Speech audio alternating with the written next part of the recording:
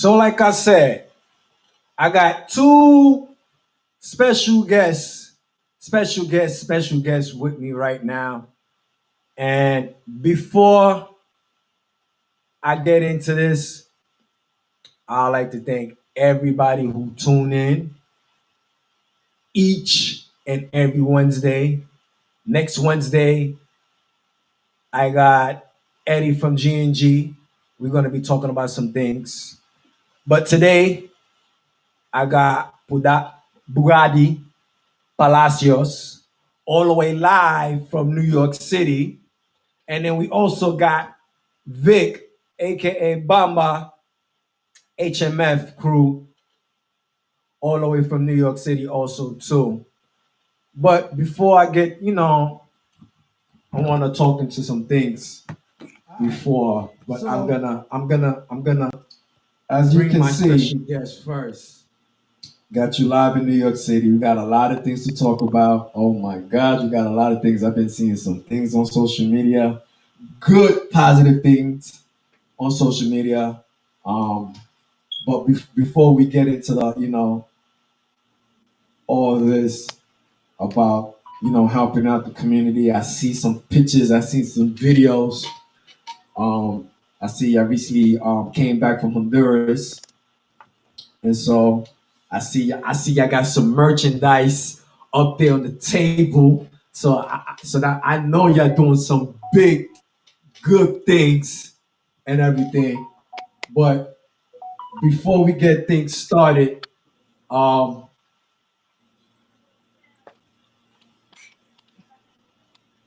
I like to say hello, sister-in-law. Hello, Buitiguñon.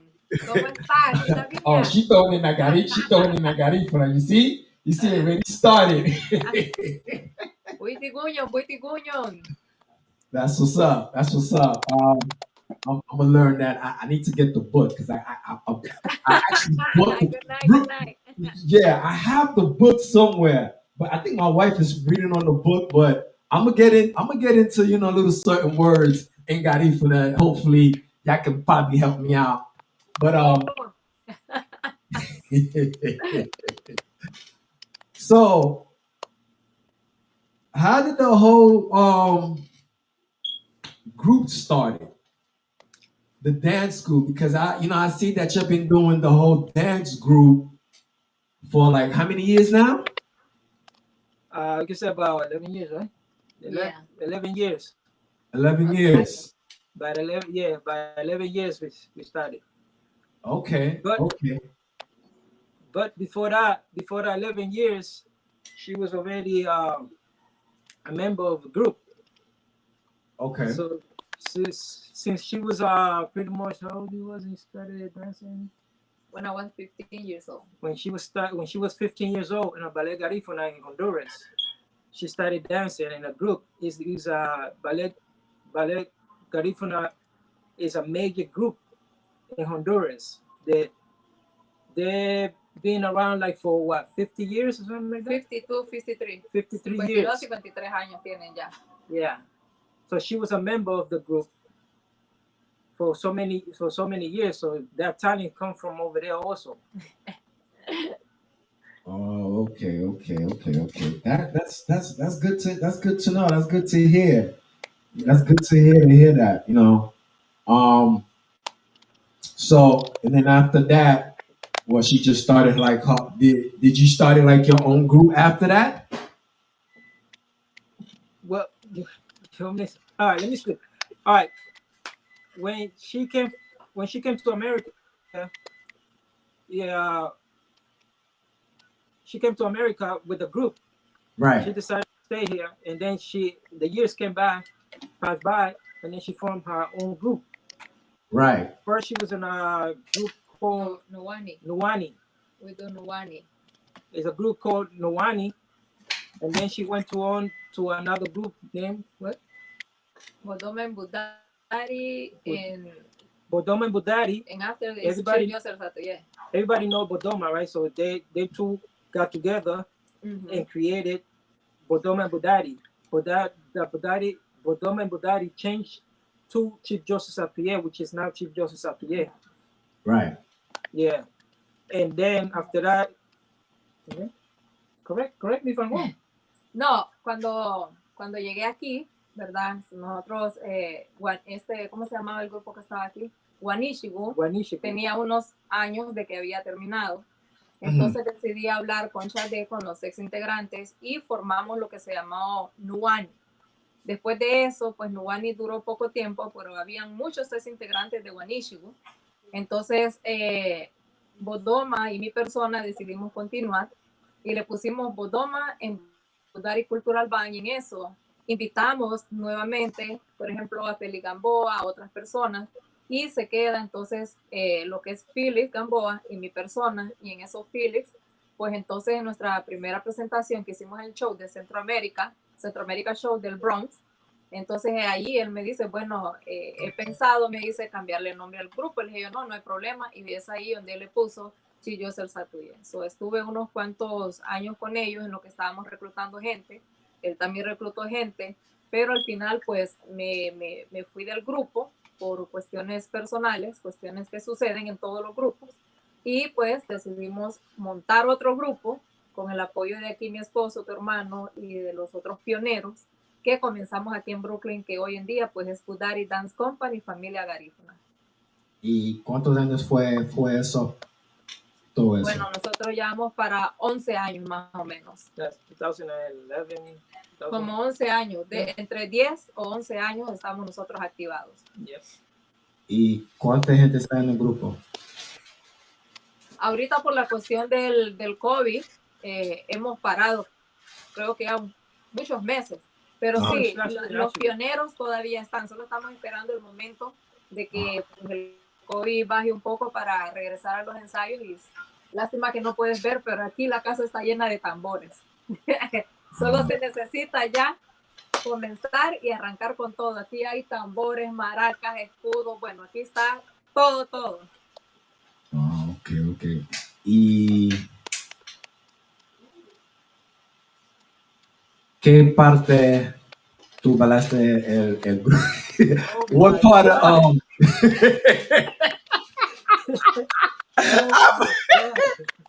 all right, so where your group have been like dancing all over the place? Like name the places where have you been with the group? The group been pretty much all over. Boston, California, Right. New Jersey, Long Island, Staten Island.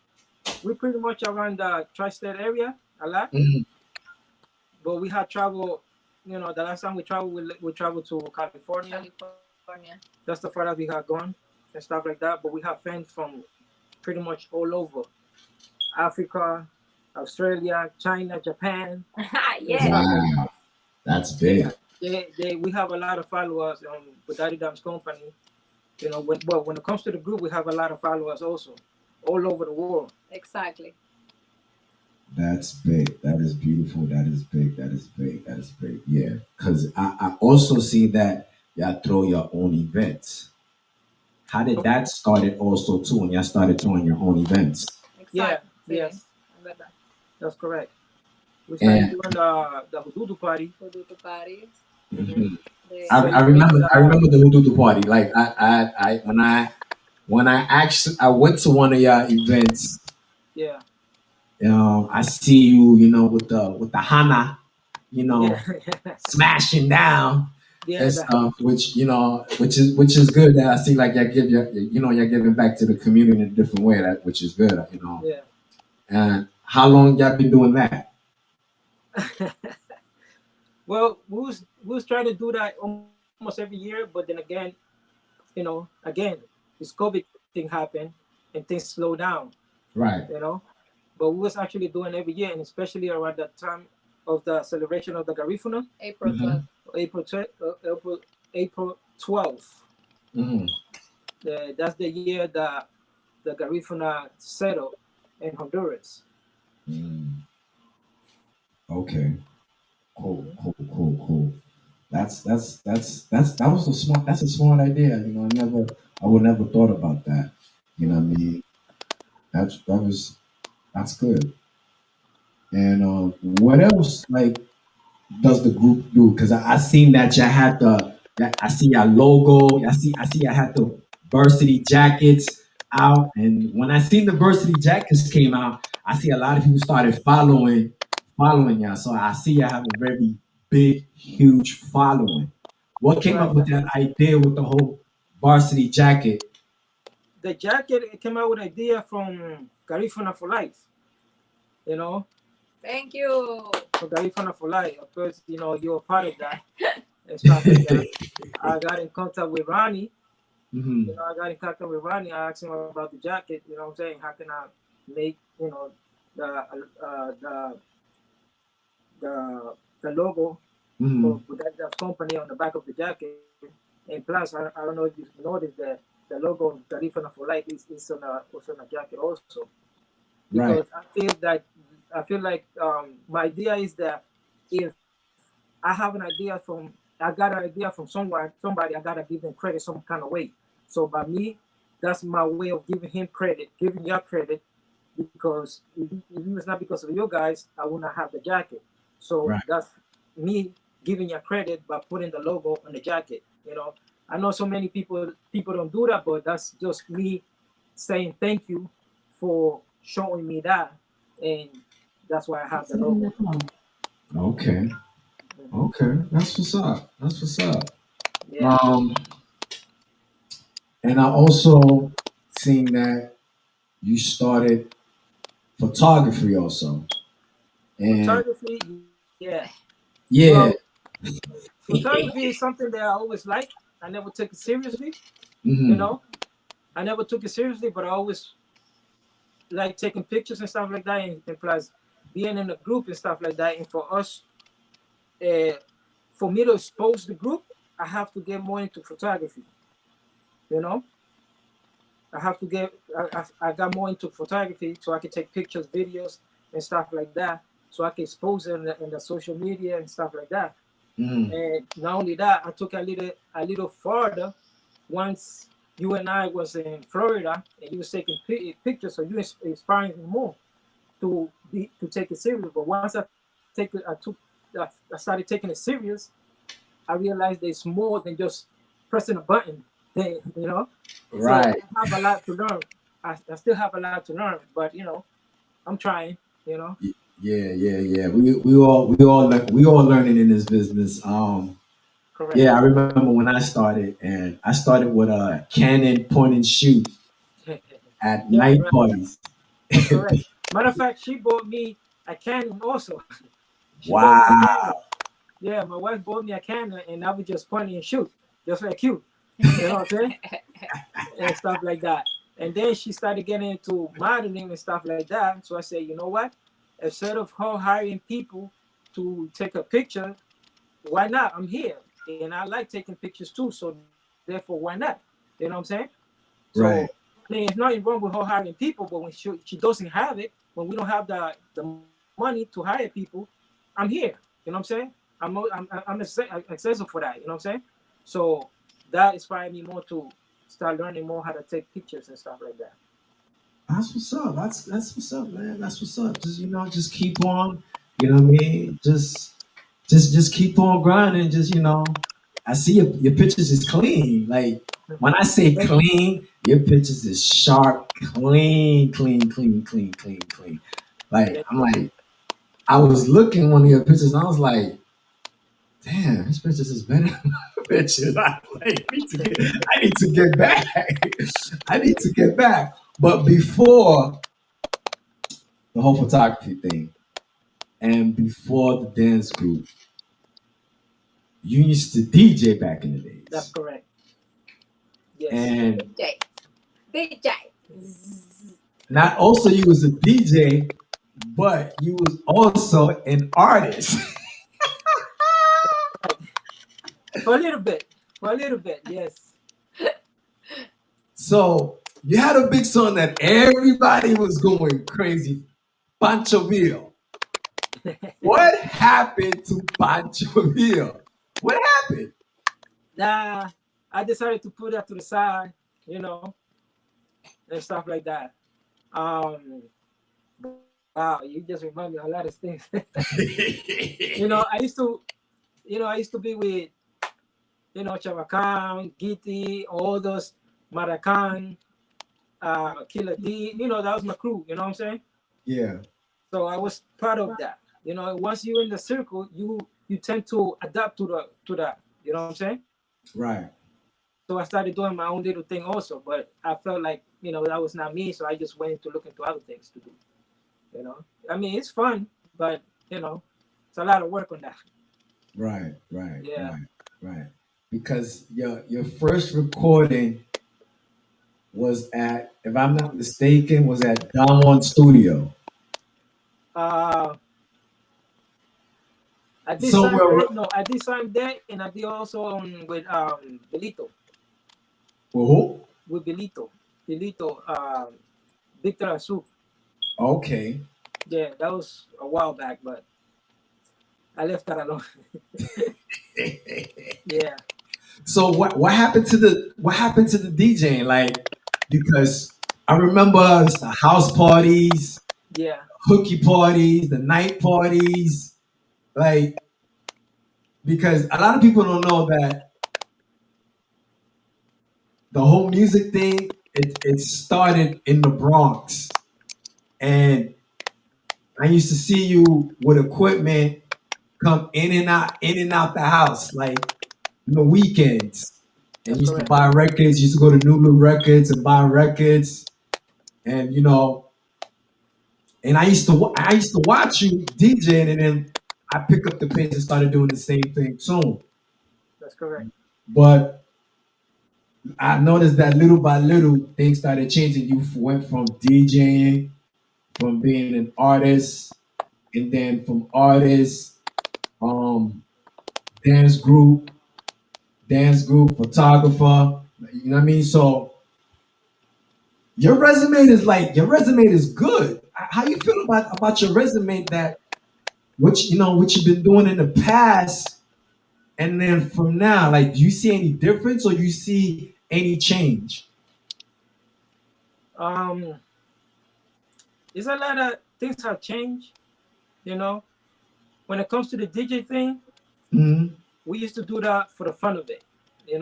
For the fun of it, we used to do like parties for free, DJ for free, and stuff like that. We used to do parties. Me, it was Manolo Chavacán, Right. el final Raymond, that he passed away. Rest in peace. Yeah, it was a whole bunch of us. Sometimes Vic used to come around too. Oh, word? Vic used to Vic used to come around to support and stuff like that. hold on. He's part of the circle. He's part of the circle also. Word? Let me bring in Vic real quick about this. Vic, what's up, my brother? What's good, man? What's good? So you used to come around. Oh yeah. Movement. You gotta turn up Oh yeah. the sound now. Oh yeah. Those my people, man. You know what I'm saying? We grew up together, man. We grew up together, man. Those my people. You know? Yeah. Those moments you don't forget in life, man, cause that's what you call like childhood friends, and y'all elevate each other. You know what I'm saying? Y'all help each other, bring out the best of each other, and just in everything that y'all do. Even playing football in Cortona, playing basketball in Cortona. From Cortona Park, we'll go to Manny House, or play pool or something. So it was that kind of vibe, man. Yeah.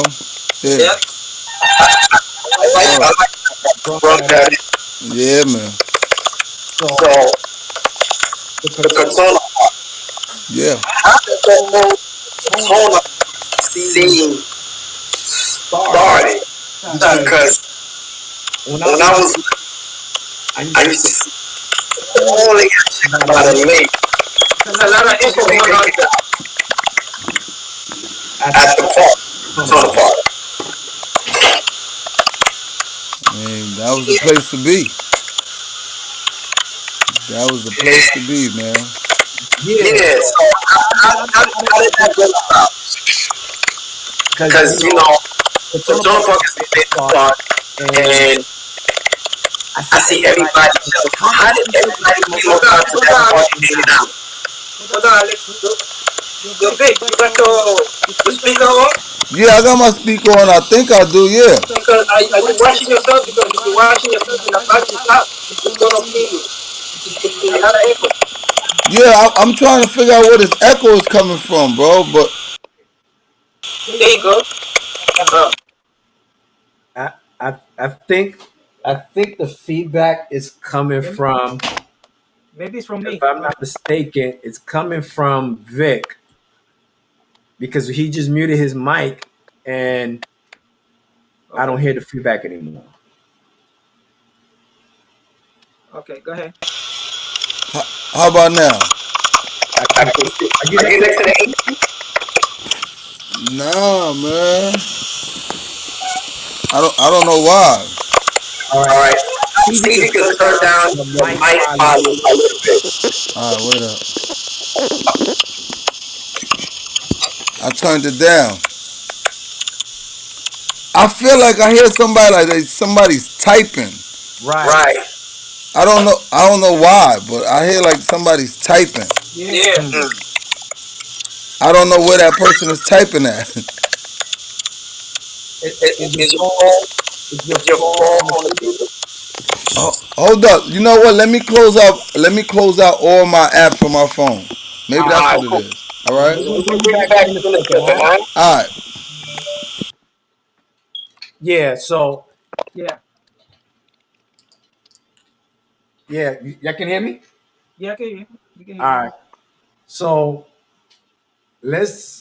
how did that whole Katona Park scene started?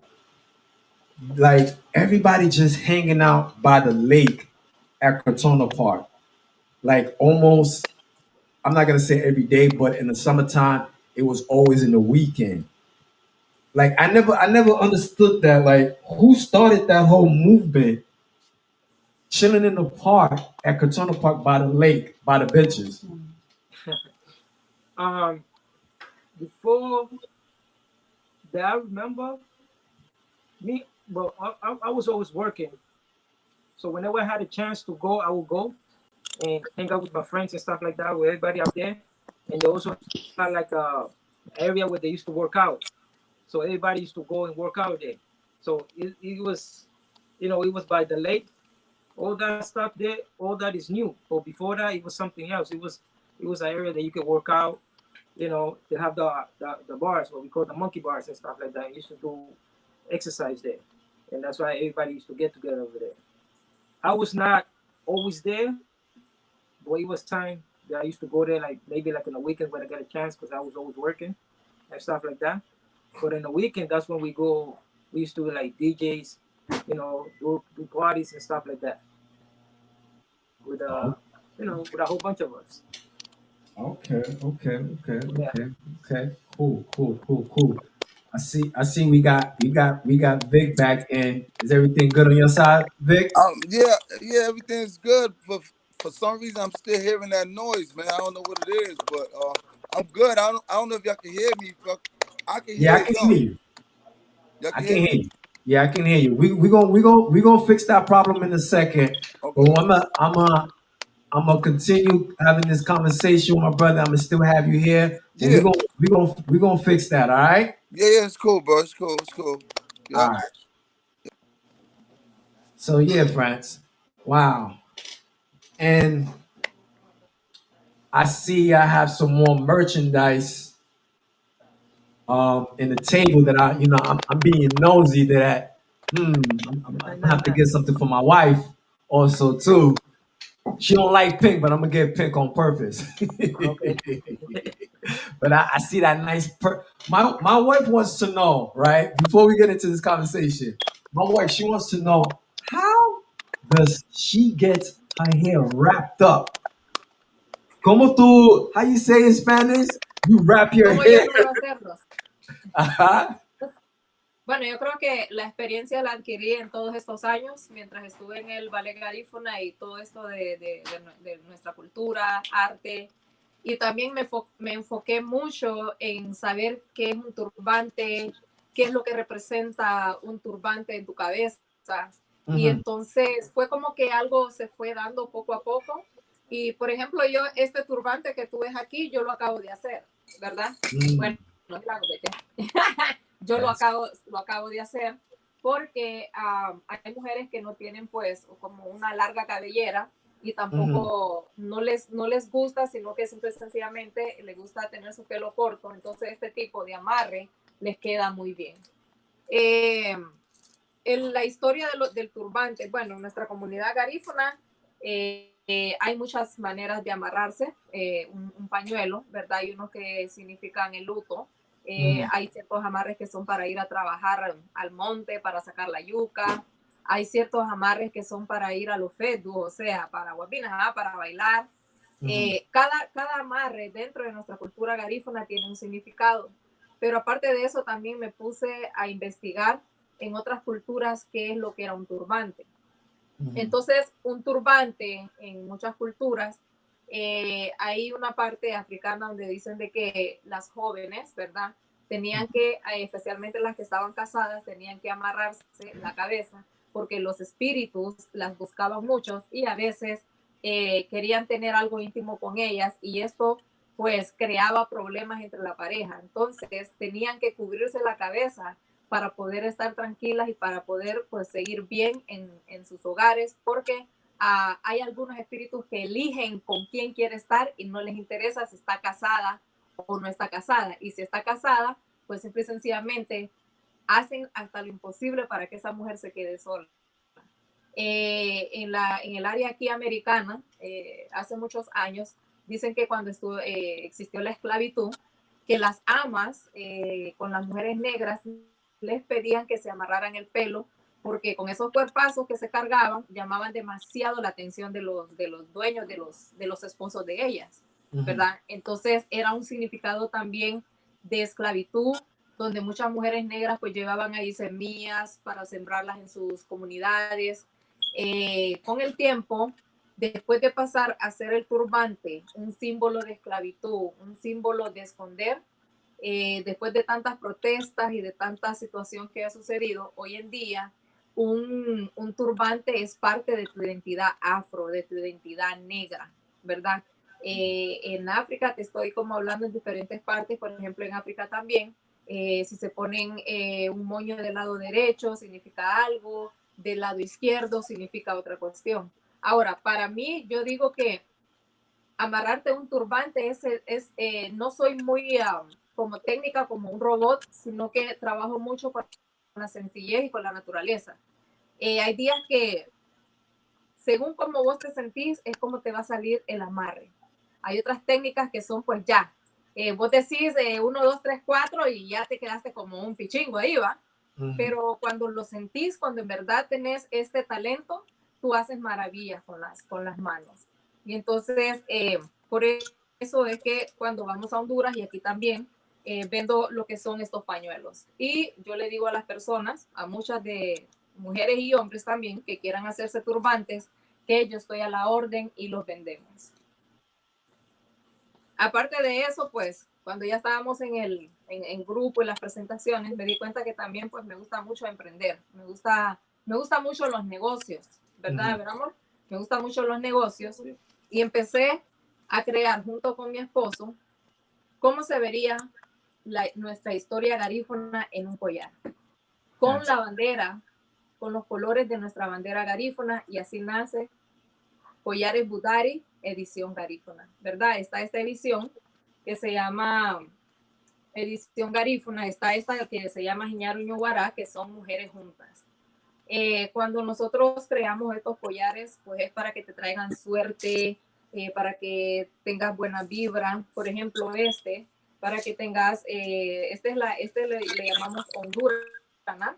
El cual tiene la fuerza del mar y del cielo. O sea, cuando se hacen cuestiones artesanales y donde quiera que lo hagan en África, donde quiera que sea, siempre tiene que ver mucho la buena vibra, los astros y la espiritualidad. Entonces, especialmente en esta situación del COVID-19, pues tuvimos que emprender y incluso empezar a vender collares, empezar a hacer los budaris musue, como ves aquí, y pues bueno, gracias a Dios y a los ancestros, pues nos ha ido muy bien. Pero te puedo sí recalcar que el pañuelo o el turbante hoy en día significa tu identidad. Y no solamente lo puede usar una mujer negra, no. Un turbante lo puede usar cualquier mujer de cualquier color de piel, ¿verdad? Estas cosas son cuestiones naturales que no conocen ni el racismo, ni las preferencias sexuales, ni nada de eso. Tanto como una mujer afro, como una mujer mestiza o como una mujer de otra cultura, hindú, de cualquier otra cultura, pueden usar los turbantes. Y sigue siendo la representación de una identidad. That's beautiful. That's beautiful. That is so beautiful. And I see that in your group. Who designed your clothes? Your outfits? She You. does. She does. Wow. She designed the clothes, everything. Everything from head to toe. Everything. Yeah. Wow. She's very creative. That's good. And I know and I see that she knows her history. How you feel about what's going on in this Garifuna community from back then to now? Like, do you see any difference? How I say it, any diferencia en las comunidades? Pues, aquí en los Estados Unidos o en Honduras. Aquí, en Aquí. Estados Unidos. Bueno, aquí en Meriga, en los Estados Unidos, pues hay muchos, yo quiero felicitar a todos los hijos de familias garífunas que nacen aquí. Estos muchachos aman nuestra cultura, representan nuestra cultura, aunque no hablen el idioma garífuna, pero ellos se entregan. También existe la parte dentro de nuestra comunidad que pues viven en un círculo de negatividad, en un círculo donde vale más las payasadas, donde vale más lo negativo, donde vale más lo pornográfico, donde vale más lo que no te va a producir más que una burla hacia la vida ajena de los demás, ¿verdad? Eso existe y creo que ha existido desde hace mucho tiempo, pero estos últimos años, yo llegué aquí en el 2000 y estos últimos años ha sido como que más grande, es un problema, wow, inmenso, donde las mujeres se pelean con las mujeres, todo, bueno, es un drama, especialmente en el área de Facebook, es un drama, olvídate. También existe dentro de nuestra comunidad el grupo de Garinagus que sí son preparados, inteligentes, que son personas que apoyan los buenos proyectos, que son personas que siempre empujan hacia adelante. Durante estos años nos hemos dado cuenta que dentro de nuestra comunidad Garinagu hay muchos profesionales, grandes deportistas. Para esta situación del COVID-19 me di cuenta que hubo un garífuna, está viuva, un garífuna que él juega fútbol americano y este hombre donó pero miles y miles de dólares para las ayudas para Honduras. Entonces, nuestra cultura es un diamante, es sinceramente un diamante, pero que estamos permitiendo que la modernización y la tecnología, algunos no la estamos sabiendo usar. La estamos usando más para lo negativo que para lo positivo. Entonces, vuelvo y recalco, los hijos de familias garífunas que nacen acá, esos muchachos, casi la mayoría se entregan. Si no son tamboristas, bailarinas, bailarines, de todo, pero se entregan. Y algunas personas los quieren venir a ofender porque no, Matías, vayamos a garífuna porque vos no hablas garífuna. No. Garífuna, hables o no lo hables, vos sos garífuna. Piel negra, piel clara, vos sos garífuna. Por adopción, vos sos garífuna. Porque decidiste representarlo, vos sos garífuna.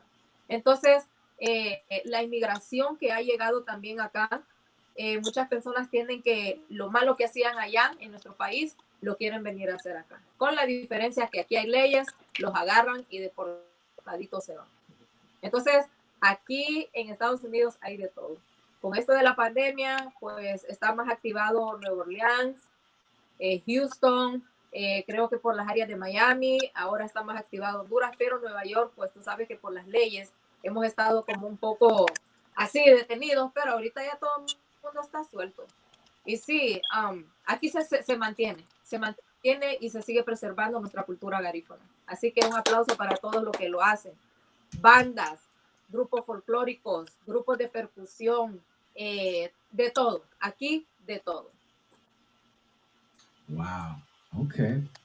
And we're gonna get into a topic right now that's it's really sad.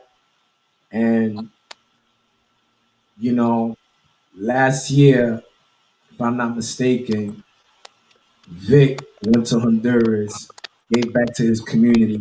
This year, y'all went to Honduras to give back to your community. How did y'all? How did that?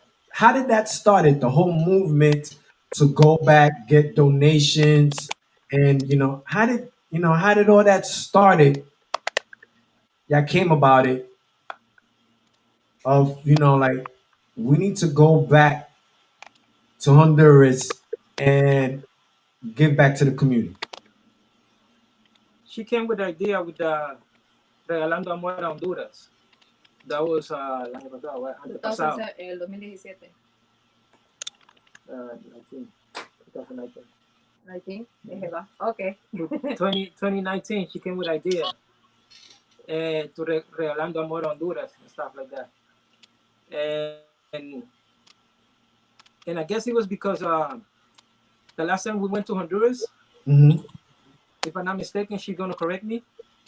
She saw a lot of, the people that need and stuff like that. But she can speak about it. Go ahead. Estoy pensando que hay una fecha, no fue el 2017, porque yo estaba diciendo que tenía 17 años de no haber ido a Honduras. No, desde que cuando empezó Regalando Amor a Honduras fue prácticamente en 2019. Ok. Bueno, para todos, tu pregunta la vamos a contestar ahorita y porque han habido muchas personas también que me han preguntado cómo es que nace Regalando Amor a Honduras.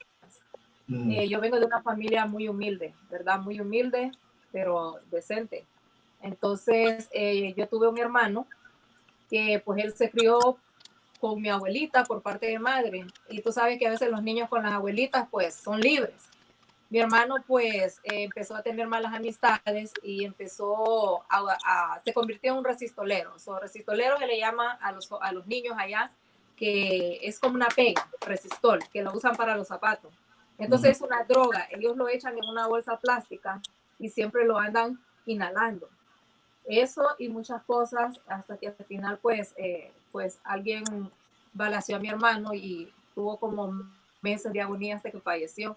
Eso fue algo muy impactante porque aunque yo estaba cipota, yo decía, wow, si yo pudiera hacer algo por mi hermano, pero ¿cómo si yo también estoy en el mismo círculo de pobreza?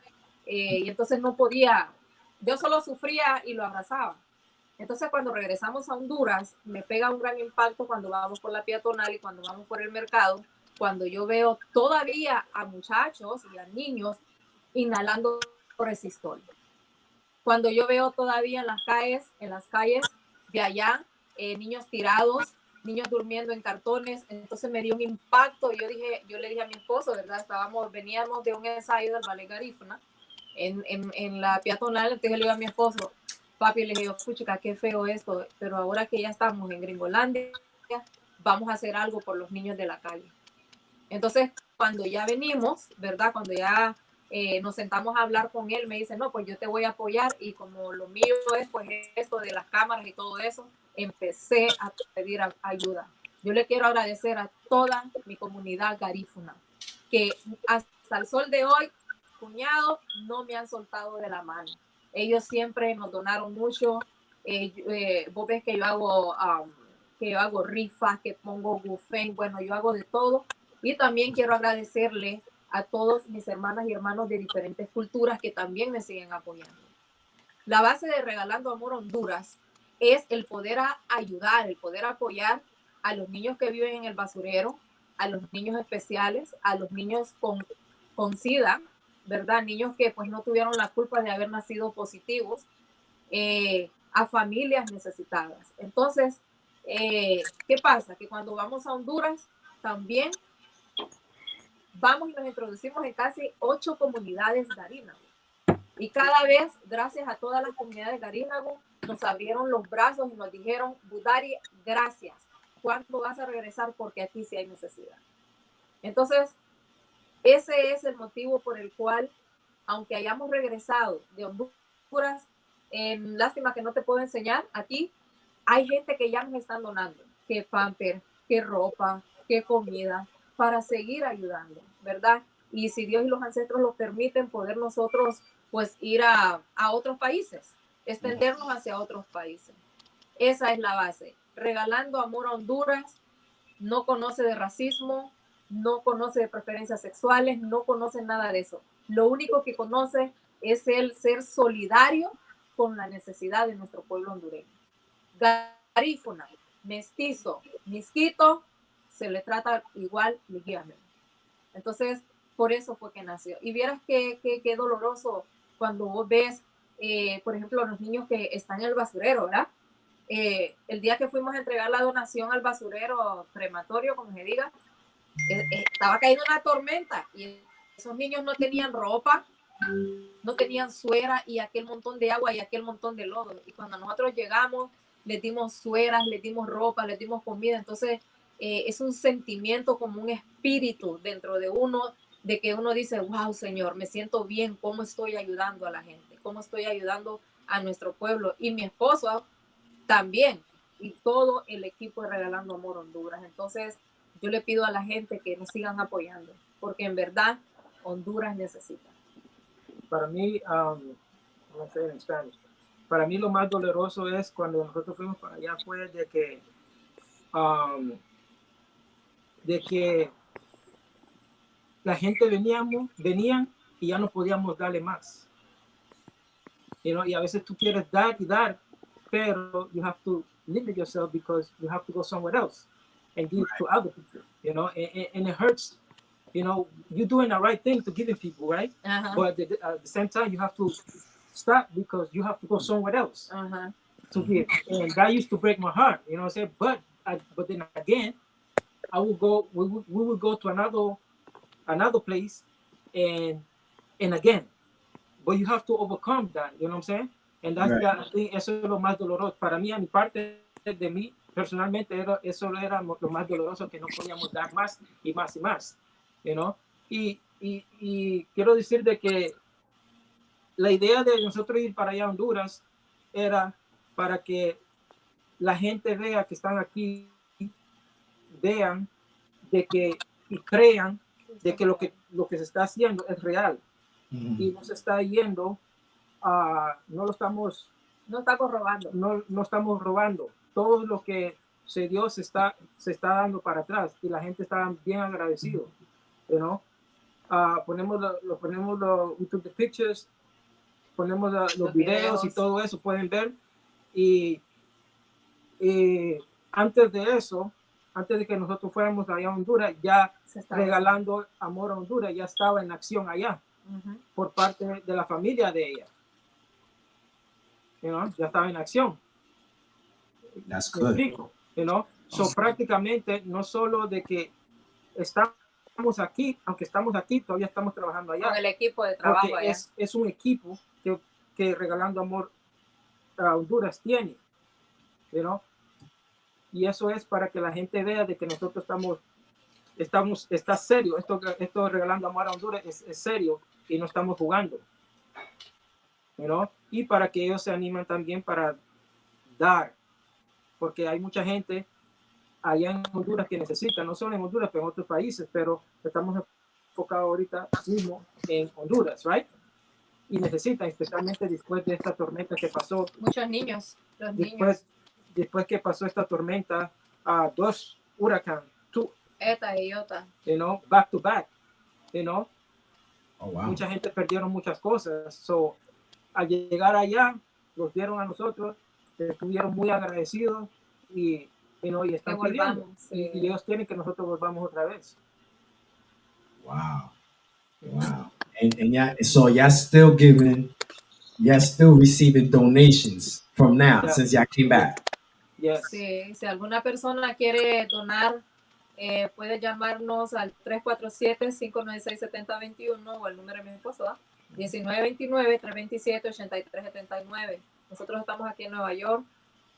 Bueno, parte de mi emprendimiento va para Regalando Amor Honduras, especialmente lo que son las rifas. Entonces, cuando ustedes me compran unos 6 números en la rifa, por decirlo así, parte de eso es para pagar los envíos. Mucha gente ha tirado la toalla aquí en Nueva York, te lo digo, ¿ah?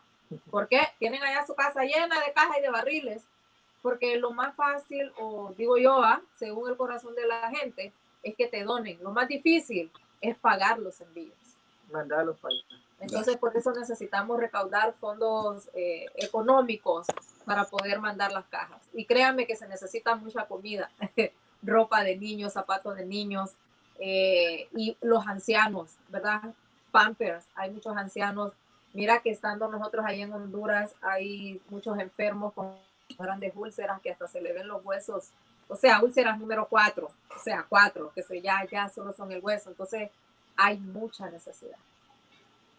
Okay. Yeah, because what I'm gonna do is I'm gonna ship to your house 2 boxes of G4L t-shirts and then plus some dresses for the girls. Okay. Wow, thank you so much. Thank you. Also, G4L and me and Ronnie Martinez, we want to, give back also to the community. Also, I got a box right here that best believe these kids is gonna be so happy when y'all see the stuff that I'm sending y'all. Talking about dresses, pants, toys, because I know kids need toys. Yeah, they love Too. toys. Yeah, I know. So it's a lot that we're gonna do this, and it's a beautiful thing that you're doing. Beautiful thing that you're doing. Don't stop. Keep on. Um, Francis, how did you feel that you was part of that movement? It feels good, you know. It feels real good. I see that. Yeah. Also, I see you was doing the video, the Yeah. photography. Like, what was going through your head while you was down there and you was like, I seen a video clip where you had a van full of clothes. And it Yes. was like I was seeing like a lot of kids, mothers and fathers. I was actually seeing more kids than adults. Like Yeah. what was going through your mind? Because as we all got family, we all got kids. Like what was going through your mind while you was there videoing and also taking pictures and seeing your wife, and her family, giving back to the community. Like what was going through your mind? What was going through your head while you was busy filming all this? Um. Again, just want to give more, and do more. You know. You know. It's like it's crazy because we complain about the littlest things over here. Everybody complain about the littlest things. Everybody fight over the littlest things and stuff like that, right? And then you see these people. You see people over there that they need. You know, they're not worrying about. They're not worrying about cable. They're not worrying about light. They're not worrying about video games. They're worrying about something to eat, have some clothes on the back, and stuff like that. The things that we worry about, it's like pretty much petty to the stuff they worry about over there. You know what I'm saying? And just looking at that makes me look a life a whole different way, and stuff like that. And that motivates me more to support my wife on the things that she do, you know, because it's not only it's positive things that she does. You know what I'm saying? Right. So why not? And like I said, it hurts me more then I can't give them more. You know what I'm saying? And stuff like that. You know, but I know that they appreciate the little things that we gave. They was more than welcome and happy about it. Y también aclarar de que quiero decir una cosa que también es muy importante que el público lo sepa. Señores, una cosa es recaudar, llenar cajas, barriles, otra cosa es pagar los envíos, pero cuando uno está allá en la tierra, señores, ahí se gasta. Usted prepárese económicamente porque usted tiene que pagar de todo. Usted a veces no come en todo el día, viene a comer hasta en la madrugada. O sea, es un gran trabajo donde se necesita mucho apoyo de tu equipo de trabajo y mucha economía, ¿verdad? Entonces, especialmente de contratar un bus y trasladar ese bus de comunidad en comunidad, de pueblo en pueblo, y todo el trabajar que se hace, señores, eso es. Y si usted no me quiere creer, vaya e inténtelo por usted misma o por usted mismo, y usted va a entender lo que yo le quiero decir.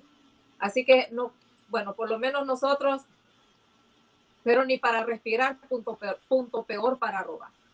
Yeah. Peor un enfermo o un niño, no se puede. Ahora, quien lo haga, no lo sé. No es fácil, pero cuando tú pones el corazón en eso, se convierte en fácil, right? Pero, en ese momento uno no piensa en eso, solo piensas en dar. Y que la gente se quede satisfecha, se quedan felices. Y todo eso. Aquí nuestros hijos estaban, especialmente la niña, estaban molestas con nosotros porque teníamos todo esto aquí lleno de cosas, y no this year we didn't put no Christmas tree because we didn't put no Christmas tree, but they understand, you know what I'm saying, and stuff like that. We managed to send everything over there. We went over there. We got everybody. We got a team. We put everything together for how we're going to do it, and we went up to go, and they made it happen, y les quiero decir gracias a todos que estuvieron con nosotros allá, y que se desvelaron con nosotros y todo. Pero la pasamos bien a la misma vez, sí. La pasamos bien porque lo que estábamos haciendo era algo bueno, y vamos a continuar haciéndolo. En nombre de Dios y los ancestros. Exacto. Mis cuñados allá, los agradezco mucho. Mis cuñados, los agradezco mucho que los apoyaron y todo eso, y ellos son parte de Regalando Amor a Honduras. That's what's up. That's good. That's good. And I know your phone haven't been ringing. I know your phone's still been ringing since y'all came back. Like, for how long y'all was out there? 2 weeks? 3 weeks, I think? It was over there. 2 weeks. 2 weeks. And the minute y'all land, y'all was on the go. We was on the go. Well, first we started setting up the clothes. We have started putting in the bags, dividing them and stuff like that. Because we have to set up. Right. Because we went to like 8 communities, pretty much. First we was in Tegucigalpa. Then we went to San Pedro. We went to Lima. Then we went to Corozal. We went to Sambo Creek, San Juan, La Ensenada, Triunfo de la Cruz. Triunfo de la Cruz, So we was over there by La Ceiba and stuff like that. La Ceiba también. La última comunidad que nosotros fuimos a San Juan, and it was late at night. 10 de la noche, ¿verdad? Yeah, yes. Veníamos de la Ensenada. De la Ensenada. Estaba oscuro. Y también la Ensenada, cuando llegamos ahí, estaba oscuro también. Y ya todo el mundo estábamos sentados, estábamos cansados, pero we had to hit San Juan. So we went to San Juan, and when we got there, in San Juan, it's kind of, to get there, it's kind of bumpy. A 5-minute ride can become half an hour. You know what I mean? Because it was kind of bumpy, and plus, the band, But we finally made it. But when we got there, everything was quiet. Everything was quiet. We got there, nobody was around. So I was saying to myself, damn, where the people at? So we saw some people in the house, and I told my wife, let's go over there and talk to them, you know, because what we usually do is get somebody, a leader from the community. Yeah. You know what I'm saying? But by the time we got to San Juan, everybody was Very late. and it was Saturday. Everybody's partying, you know what I mean? They go to another town and party, you know what I mean? Mm-hmm. So I was kind of worried that nobody's going to show up. So we went to speak to the people. We told them, listen, you know, llama a la gente, you know. Y así, y estaban kind of like skeptical, estaban como no creían qué es lo que estaba pasando y empezaron a llamar. Bueno, en cada comunidad que nosotros íbamos, siempre la reconocían a ella. Oh, Budari, you know what I'm saying? Ese era el pasaporte. Yeah, you know, she's very well known, right? Mm-hmm. And stuff like that. So that's when they was like, okay, they started calling people. And next thing you know, there was a whole bunch of people there, you know? We was actually trying to save up what we had left for another community, you know? But a lot of people came out. The next thing you know, we was just done. Y el muchacho que encontramos ahí. You know, we was just pretty much done and stuff like that, you know? And eso me impactó mucho, de que no había nadie y de repente todo el mundo vinieron y estaban bien contentos que nosotros estábamos ahí. Y ya después cuando nosotros terminamos, when we finished, we was on the way and we saw this guy, you know, but she saw him and she said, stop, you know, and he's a little like handicapped, right? Mm-hmm. Stop. And we got out of the car, got out of the truck, and she gave them, you know, whatever we have left, and he was happy with that too. Very happy. Yeah. Wow. You know, so I mean, that's what I'm trying to tell you there. You want to give more, you know, and I think Vic know about that because he was doing the same thing over there. You know, you want to give more, but you can't. You know what I mean? And to me, it's like, you know, it hurts my heart that I cannot give more. You know what I'm saying? But by me knowing that I'm going to do it again, it makes me feel a little better. Y también queremos decirle gracias a la tía Elsa allá en la Ensenada, a todos los de Triunfo, Corozal, a todos, gracias. Fue una maravilla. Dentro de lo que fuese, fue una maravilla. Wow, that's what's up. Vic, Yo. how did you feel about when you was giving back to your community? Like, Oh man, I'm gonna be honest with you, man. I cried, man. I'm not gonna lie, man. I cried because that was really like my first time seeing my country in need. You know what I'm saying? I mean, normally when I go out there for vacation, I have a good time. Everybody's doing them. But when I went in December, it was November. Yeah, actually, it was November. When I went in November after those 2 hurricanes, man, my country looked completely different, bro. I never seen nothing like that, you know? So it made me give back, man. I just had to give back. But before I left to Honduras, what I did was I got together with my friends and with my crew, HMF crew, my brothers, you know? So I told them, I'm going to Honduras and we need to donate. We need to do this, we need to do that. And, you know, and when I say something, most of the time my people listen, you know, because I'm not going to steer you wrong. I'm going to steer you right. And it's for the good of our people. So, you know, it was about like 10 or 12 of us. We gave a good amount of money.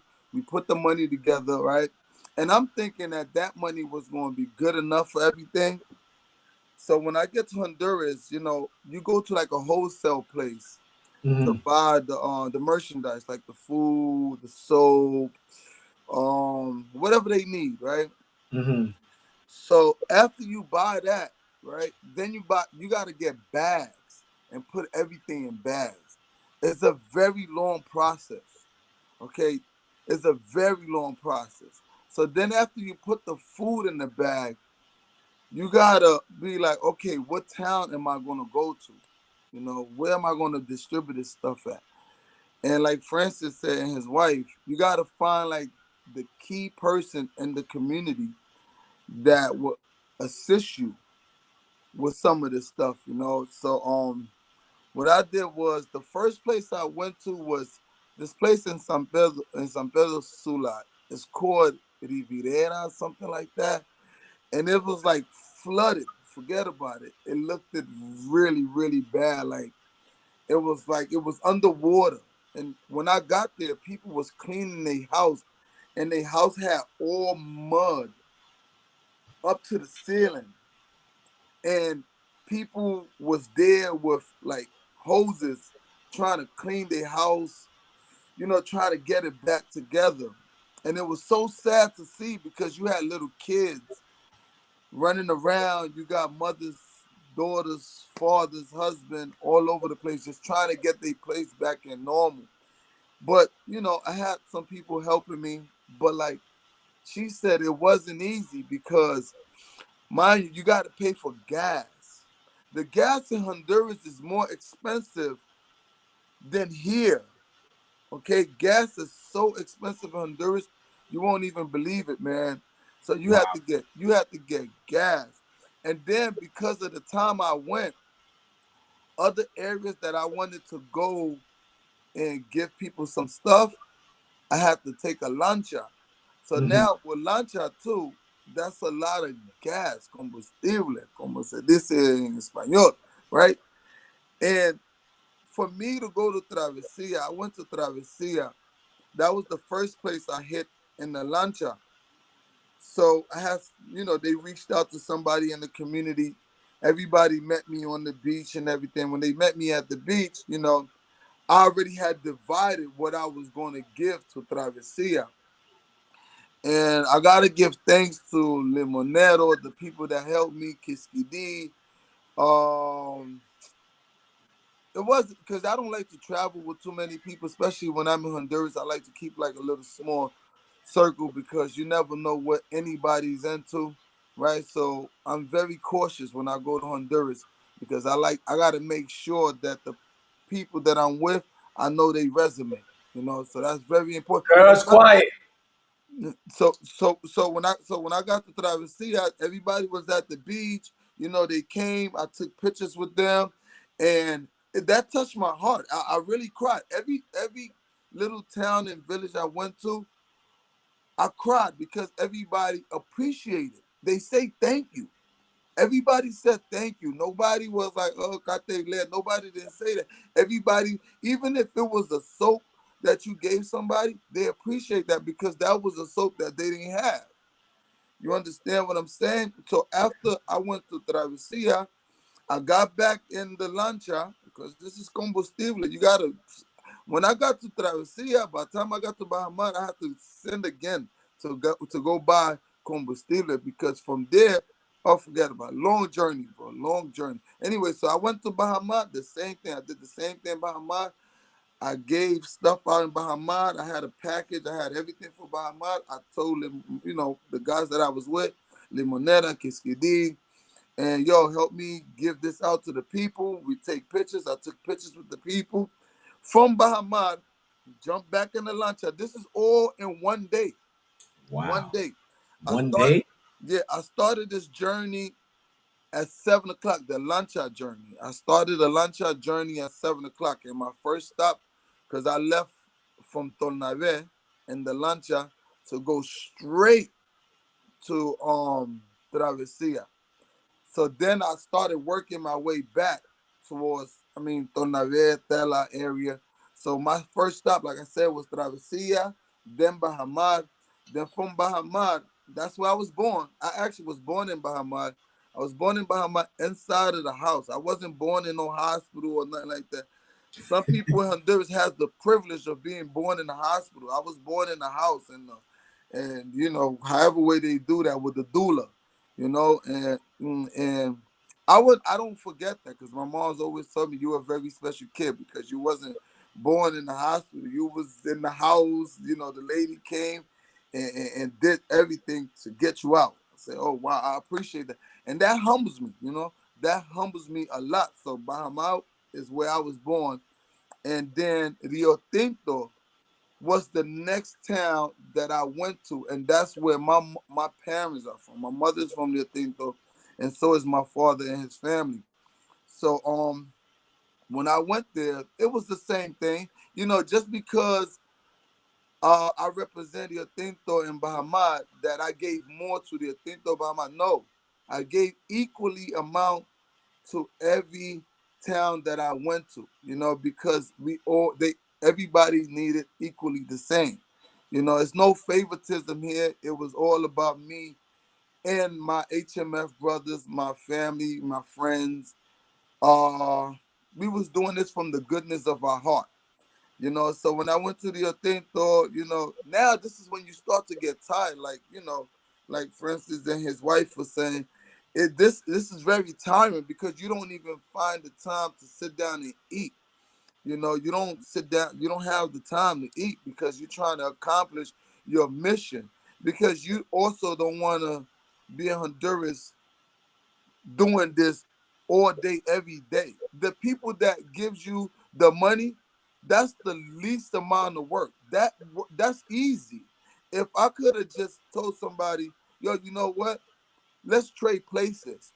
I give you the money and you go do what I just did. Forget about it. It's something that you gotta have patience for. You gotta know how to deal with, and you gotta be a people person, and people gotta like you and know you and love you. Because it's a lot of work. It really was a lot of work. So from the Atento, I jumped back in the lancha, and then we headed back to Tonave. And then when I got to Tonave, I relaxed. That was it for that day, man. That was it for that day. I got me a salvavida because I gotta have me. Along this whole journey, I was having my salvavida here and there, but you just couldn't have so much because you're taking care of a situation, a mission. You doing a mission. I say a mission from God. It's a mission from God. It's a mission from your heart and everything to give back. So after that, the next day or whatever, I had two more towns that I had to go to, and that was Trunfo and Tornave. And mind you, I left from Tornave, but Tornave wasn't the first place I went to. I went to, the places that I told you, and then after that, I went to Trunfo, and then I did Tornave. Humble people. Everybody appreciate everything that I gave them. I didn't hear no bad reviews.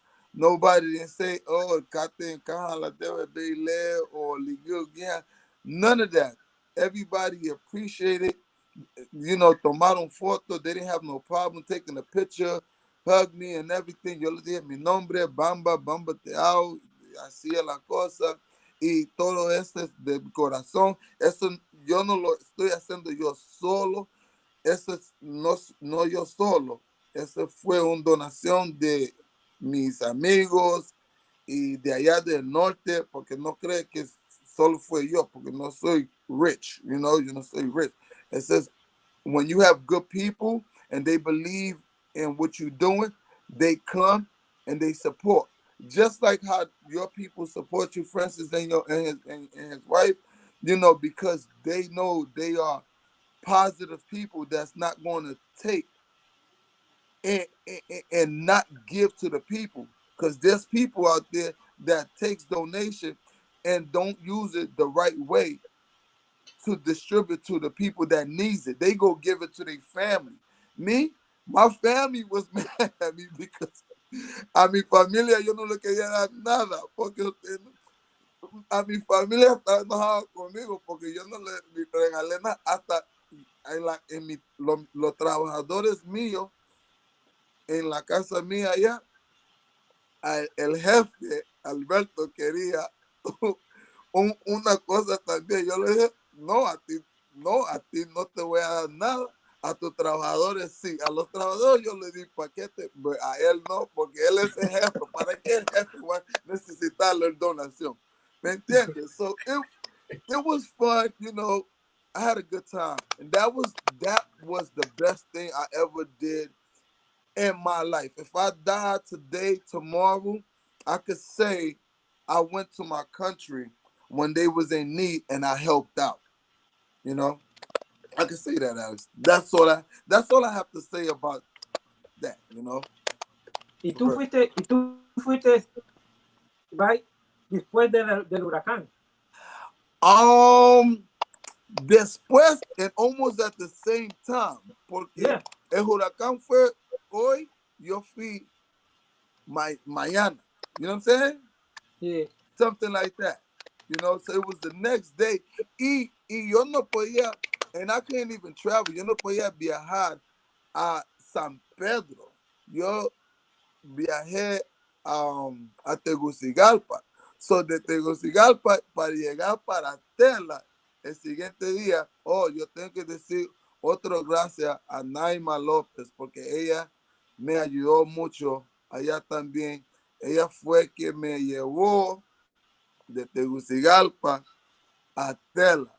Un bien chofer, Naima López. Un bien chofer, una bien persona. Ella es una abogada allá en Honduras, en Tegucigalpa, que ella también ayuda bastante a los garífunas allá en Honduras. Buena persona, buena, super persona.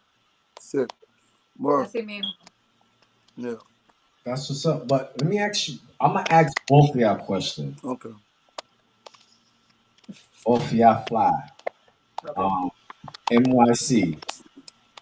Did y'all have to take the COVID test before y'all flew to Honduras? Definitely. It's a must. Oh my goodness, bro. Yeah. So Yo, you bro. telling me? Hold on. So you telling me you took the test or did you take the vaccine? Which one did y'all take? Well, me, I only took the test. My wife, she already took the vaccine, and she had to take she had to take the test also to travel. Because So even if you take a lot of people is confused. Let me clear this up. A lot of mhm. people are confused that just because they took the vaccine, they don't have to take the test to travel. They still ask you Yes. whether you took the vaccine or not. You still have to take the test. Wow. En pay. Yeah, and you pay for that too. You know what I'm saying? Y en Honduras, And to come back, you have to do the same thing also. For that too. Wow. And y en of course, they Honduras, give you a proof that you took the vaccine, but you still have to. And of course, they give you a proof that you took the vaccine, but you still have to take the test because you got to remember that the vaccine is not 100% sure that you are not going to get it. Wow. You know, they're still on that. You know what I'm saying? So they still ask you to take the test. Wow. You know, so you have to do it, and she had to do it also. pero cuando fuimos a las comunidades, pues allá lo mata el Gifty. But yeah, Una sola. that's the thing over there en la comunidad, en el pueblo, Yeah. el Gifty is the cure. Budari, aquí no hay COVID, echate un bombazo de Gifty. Yeah. El triunfo de la cruz, gracias mis amores, el triunfo. Cayita, Yeah. Diego, todas, ven. Sí. Nos echamos unos buenos bombazos y se fue COVID. Wow. What about you, Vic? Did you have to take the vaccine or did you take the test Listen. before or you just got yo, my name is FNF and I'm from New York and No, bro. So let me tell you something, right? So before the second hurricane hit, right? You know you got to take the COVID test 72 hours before your flight, right? So I was still in my head. I said, you know what? I'm going to still go to Honduras before this hurricane, right? right.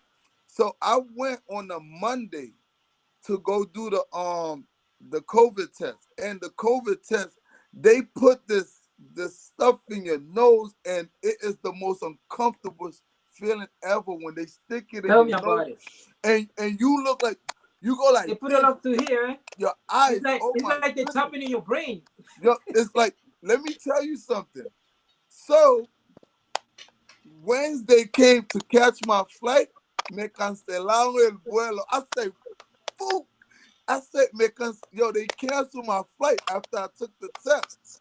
So, porque era para San Pedro Sula. So, después, yo tenía que cambiar el pasaje mío para Tegucigalpa para el próximo semana, algo así.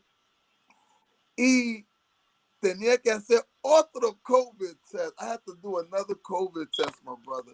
So, when I had to do another COVID test, I went to the same place. I was so bothered, man. I said, otra vez, Dios mío. And in a matter of a week, I took 2 COVID test. Just Damn. just because I was trying to get to Honduras to do what I have to do. Right. Wow. Yeah. Yeah. I'm gonna tell you my little experience, and to this day, I'm gonna still thank American Airlines. When this whole pandemic started, I was still traveling, and American Airlines, and